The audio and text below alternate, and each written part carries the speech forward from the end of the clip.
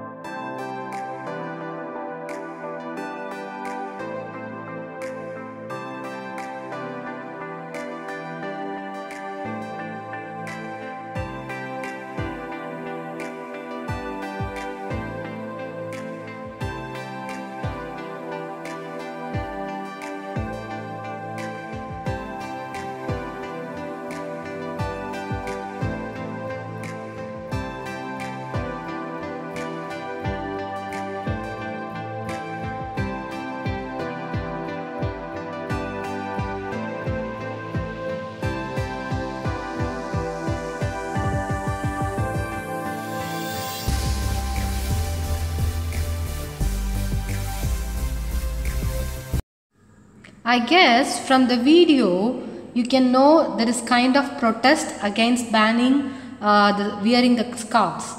So let's see where it happened, why it happened.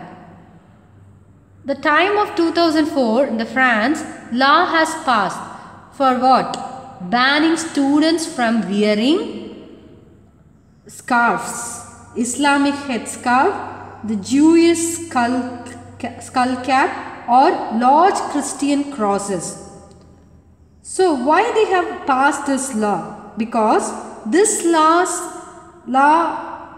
can encounter a lot of resistance from former French colonies. That means Algeria and Tunisia, Morocco. The people in this place, it is breaking the resistance between this former French colonies and immigrants. So immigrants used to wear all these things. Okay. So why these immigrants have come to this place means the time of 1960 there were a shortage of workers. So people have moved from Islamic countries to France because of the work. The people of the workers children started to study in the France school. They used to wear all these things, but it is making some resistance from these two peoples, from French peoples and the immigrants in the school. That's why they have banned students to wear all these stuffs. Now think about our India.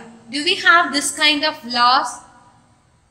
No, right? So it is stopping some practices of some religion. Are we having like that? No, right? Because our India is a secular country.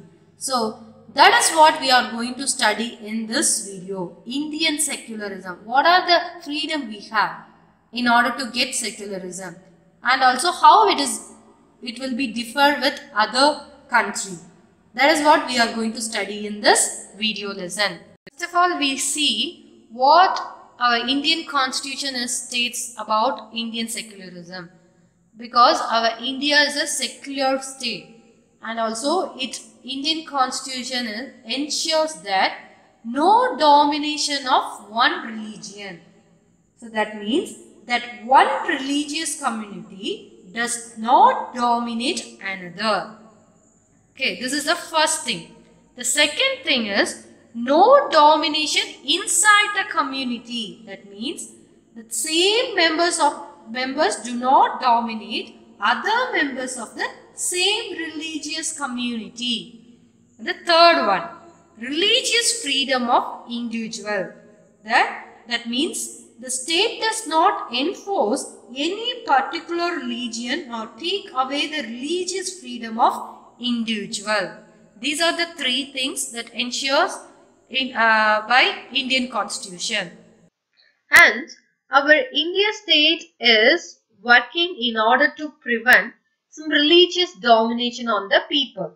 So what are the ways we can see? First is no support on one religion.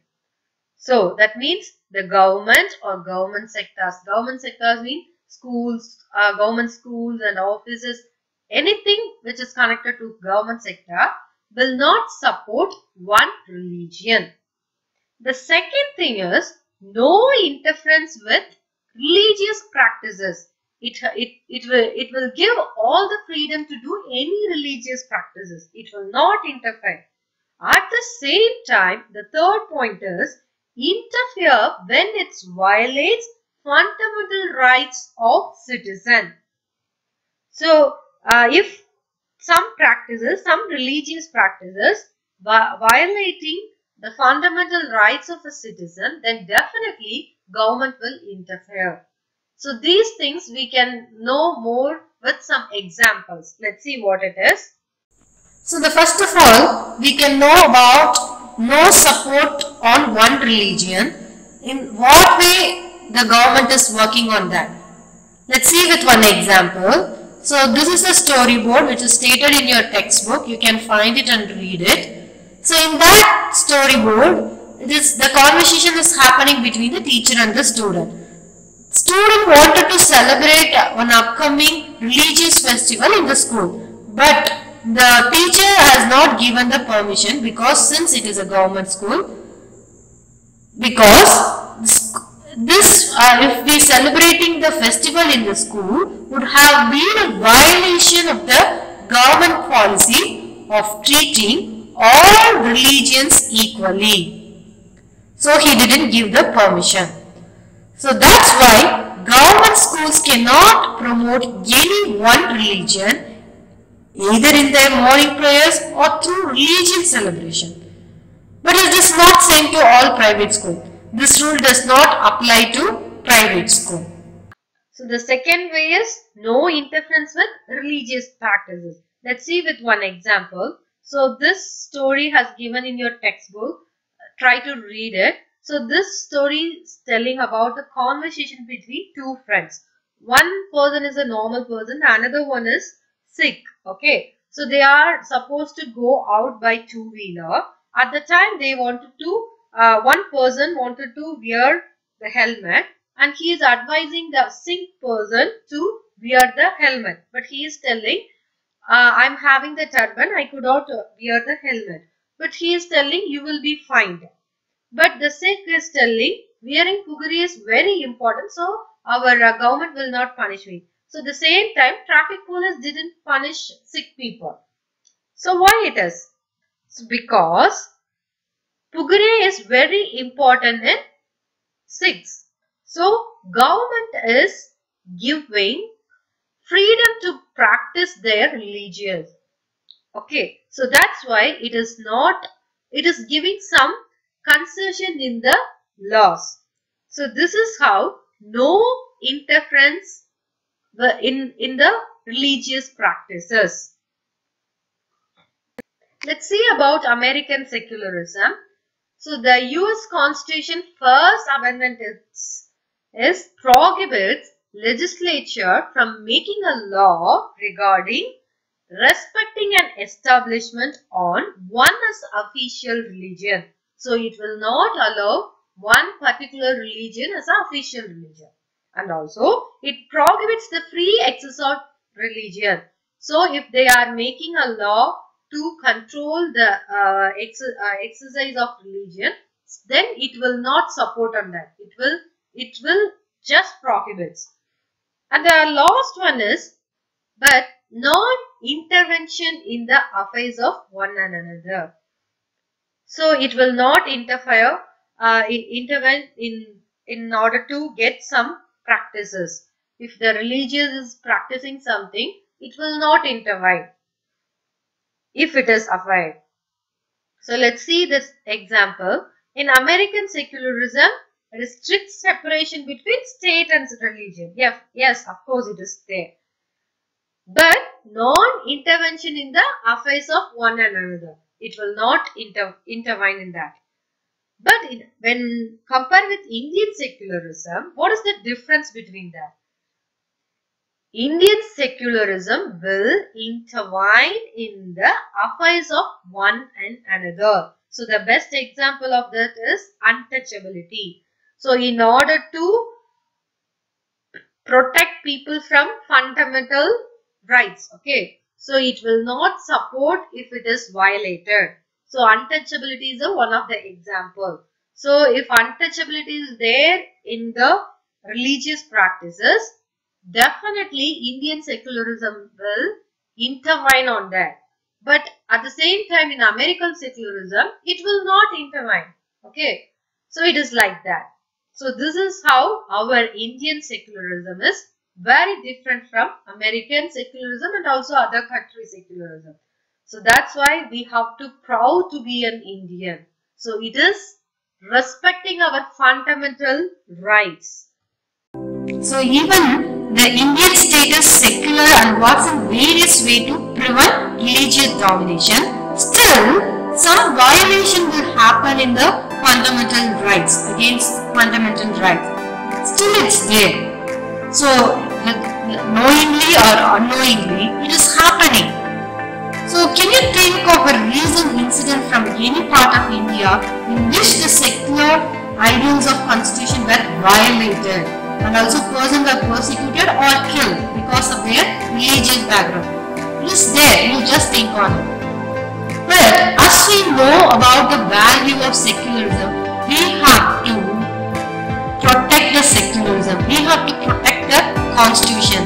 As an Indian citizen, we have the responsibility to work on secularism. So I want to give you one activity, a subject enrichment activity. So do you know the Babar Masjid problem? So just get to know about the story of Babar Masjid problem from your elders in the house, or you can Google it also.